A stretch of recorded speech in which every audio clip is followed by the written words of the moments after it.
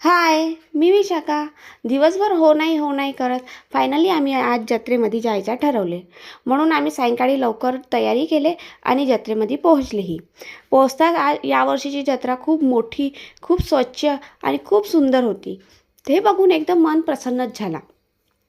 आम्ही जत्रेमध्ये पोहोचले आणि आतमध्ये एंट्री केले आणि बघितले तर समोरच लहान मुलाचे छान असे खेळणे होते. ते बघून माशू खुश झाली. पण आम्ही ठरवले होते का आधी झुले वगैरे बघायचा, नंतर काही खायचा आणि नंतरच खरेदी करायचा. म्हणून आम्ही झुलेच्या सेक्शनकडे गेले. तर माशू ही झुले बघून खुश झाली आणि एकाच झुल्यामध्ये झुलायची भरपूरच जिद्द केली. मग आम्ही एक छोटासा झुला बघितले आणि तिला बसवले. 2-3 राऊंड झाल्यानंतर आम्ही तिला उतरवायला गेले तर उतरतच नव्हती. नाही म्हणून अशी रडत होती. ते बघून झुलेवालाही खुश झाला आणि म्हणला, हिच्या एवढे मुली तर रडतातच. म्हणून त्यांनीही ते खुश होऊन त्यांच्याकडून 2-3 राऊंड हिला फिरवले. त्यानंतर आम्ही उतरले आणि आम्ही मोठे झुले बघायला गेले. आणि मला तर भीती वाटते, पण आमच्यासोबत मुलीही आले होते, तर त्यांनी भरपूर फोर्स केले आणि मीही रेडी झाली एका झुल्यामध्ये झुलायला. आणि मग एक फायनल केले झुला आणि तो झुला होता ड्रॅगन झुला. ते बघून मला एकदम भीतीच वाटली, पण काकूने हिंमत दिली आणि आम्ही झुल्यामध्ये जायला रेडी झाले.